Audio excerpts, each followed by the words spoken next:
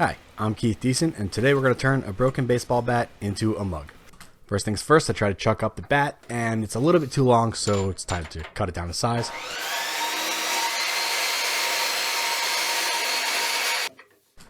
And that's much better. So as a quick disclaimer, this is my first real turning project after some practice, and I don't know a lot about this lathe. It's very old, it was gifted to me, and there's a lot of bolts and knobs and everything, and I'm figuring them all out as I go. Like right there, I just learned that I have to tighten a couple of the bolts that attach the motor mount to the headstock of the lathe. So luckily there's already a bit of a starting point on the top of the bat. It was manufactured with an indentation on top, so I just took the skew chisel and uncupped it and made it a bit more of a cylindrical hole and worked my way from there.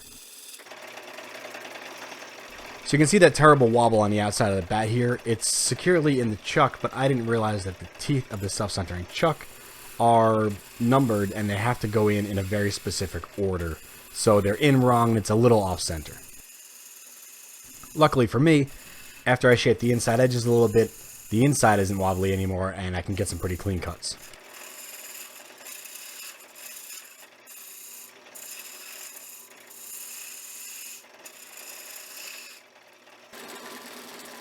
So here again we have wobbly chuck jaws, but also, bonus feature, broken tool rest.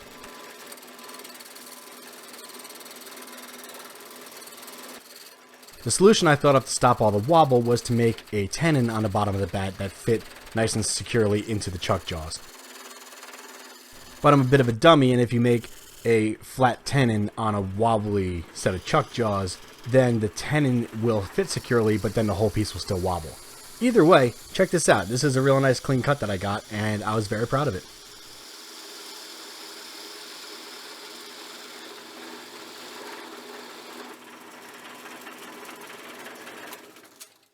Like I said, I was very proud. I actually just turned off the lathe to double check if I had just done something correctly or if I was imagining things. And back to work. So at this point I'm getting a lot more comfortable with the tools and the lathe and what everything does, and I'm making some real clean cuts on this tenon, which unfortunately has to get cut off later, but progress is progress, right?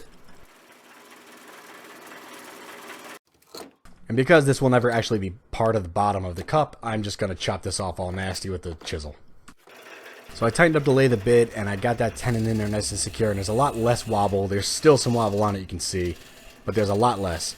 And I can actually dig out the inside a lot more easily now.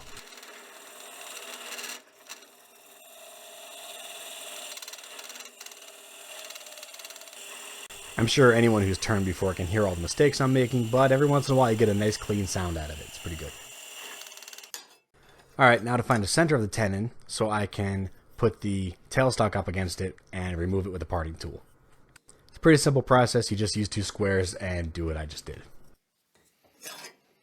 So now I put the jaws on the inside of the mug and expand them in order to lock it into the chuck with the tailstock on the other end. So this bat is a special custom bat that my cousin got from Cooperstown, New York that he loved to play with.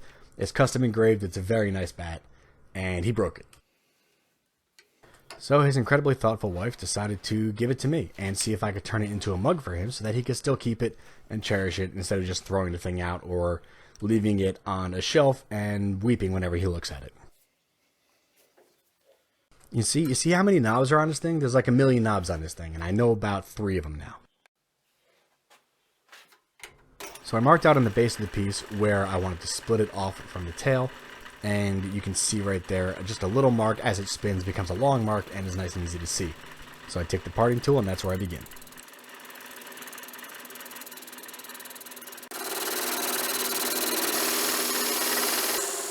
This is my first time ever parting anything off the lathe, and I didn't really know how deep to go, so I just kept going until it until that happened. But it's alright. It actually turned out pretty good. There's a couple of little burn marks inside that I'll sand out and on the bottom too. But all in all, it is now time for sanding and finishing.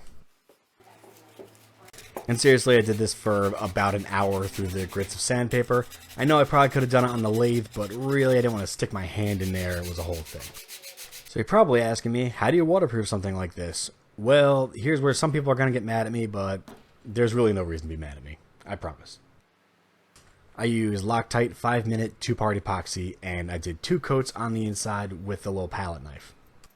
But isn't epoxy toxic? Nope.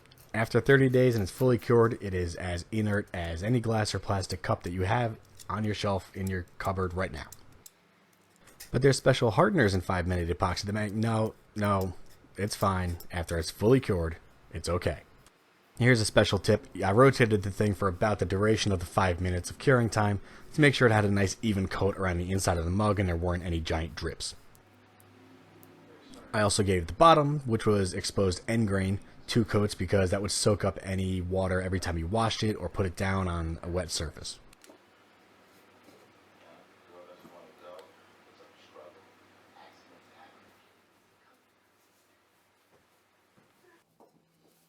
When that was all done, I rubbed the whole thing down with a combination of mineral oil and beeswax that I usually use to polish spoons. And then the only thing left was to test it out. So now while I ship this to my cousin and hope he doesn't see the video before it arrives, you guys can look for that subscribe button and do the clicky thing with it. You know, when you hit it and then you're subscribed, so you see my videos and stuff. That's pretty good, right? Well, thanks for watching, and until next time, this is Keith Decent saying, later makers.